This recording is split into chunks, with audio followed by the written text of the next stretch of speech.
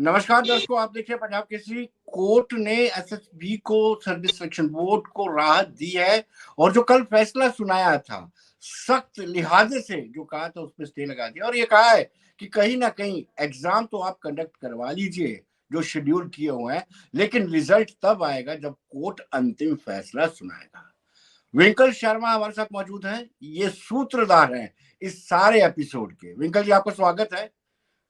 जी बहुत बहुत धन्यवाद विनोद जी। हम विंकल, लोगों ने जो मिलके आज के जो फैसले को आप किस तरीके से देखते हैं? देखिए, आज ये जो तो स्टे कोर्ट का फैसला है, इसका हम सम्मान करते हैं जो भी फैसला आया है।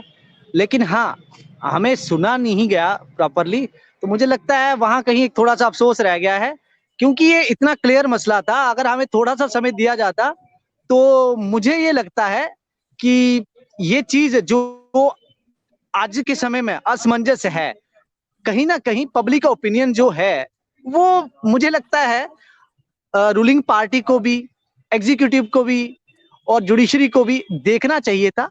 अभी भी जो चीज एक, आप ऐसा समझ लीजिए, इस समय जो अविश्वास कहीं पैदा हो रहा है ना समाज में, तो उसका कारण शायद आज का ऑर्डर है। हम इसका स्वागत करते हैं जो भी है, लेकिन अगर किसी परीक्षा का परिणाम ही नहीं आएगा तो विनोद जी, मुझे नहीं समझ आया कि उस परीक्षा में बैठने का औचित्य क्या औचित्य, बचता है, कारण क्या है कि उसमें रेलेवेंस बैठे। क्या होता है जी। तो लेकिन ये जो चीज है, आज आज की प्रोसीडिंग के बारे में बताएंगे कि आपने अपना पक्ष किस तरीके से रखा, आपके वकील ने कैसे रखा और देखिए, सरकार क्या पूरा चाहती थी, समय, एसएसबी क्या? जो पर्याप्त समय जो जी है वो हमें नहीं मिला है।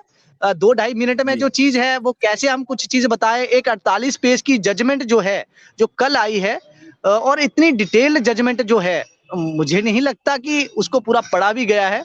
चलिए, जो भी हुआ ये तो एक अलग चीज है, लेकिन दुख की बात ये है और ध्यान देने वाली बात ये है कि ये प्राइवेट कंपनी और सरकार, कल रात भर से जो हलचल हो रही थी, और आज भी एक ट्वीट मैंने देखा जो मेरी नजर पड़ी, तो उस ट्वीट पे कोई जॉलजी करके वो हैंडल था।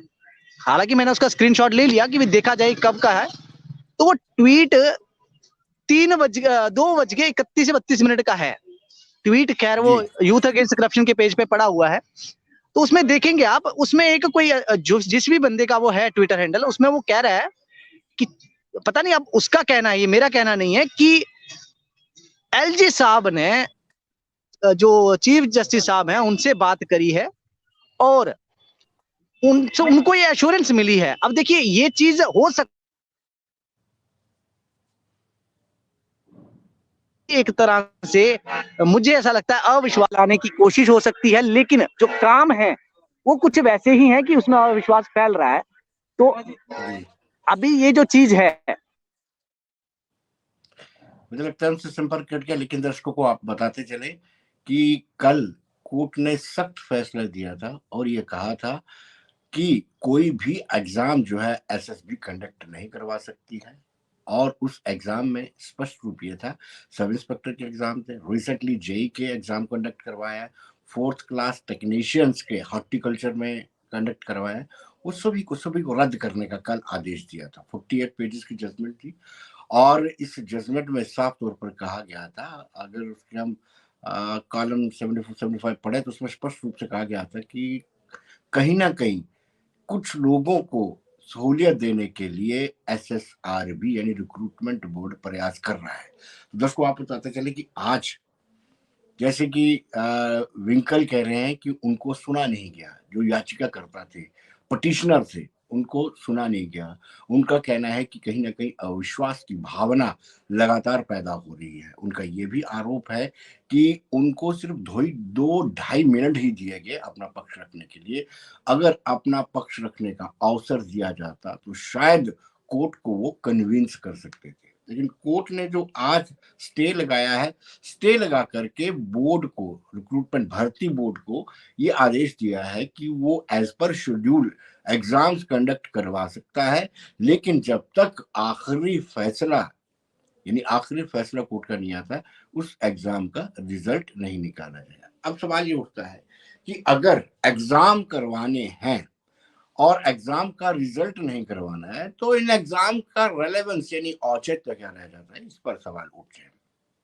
आपको बताते चले कि उपराज्यपाल मनोज कुमार सिन्हा ने जब ये सारी चीजें बाहर आ रही थी तब भी ये विंकल शर्मा जो यूथ अगेंस्ट करप्ट को लीड कर रहे हैं, यूथ अगेंस्ट करप्शन को लीड कर रहे हैं, उन्होंने ही जब एसआई की लिस्ट निकली थी उसमें ऑब्जेक्शन उठाए थे कि ये एक ही परिवार से 6-6, 7-7 लोग क्यों आ रहे हैं।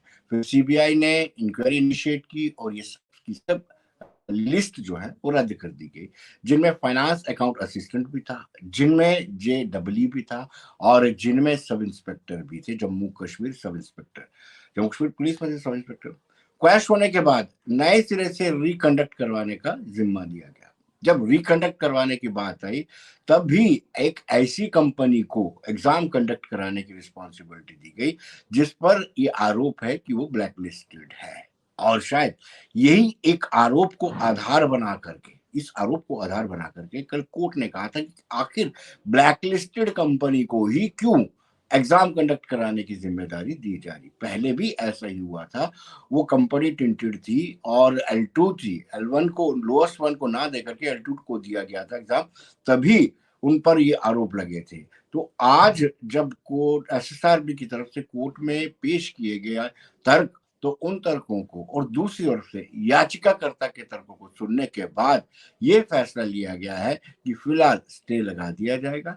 स्टे लगाने के बाद जो शेड्यूल्ड एग्जाम्स है वो कंडक्ट किए जाएंगे, क्योंकि आज भी एग्जाम होना था लेकिन आज के एग्जाम को रद्द कर दिया गया क्योंकि कल ही कोर्ट ने आदेश दिया था।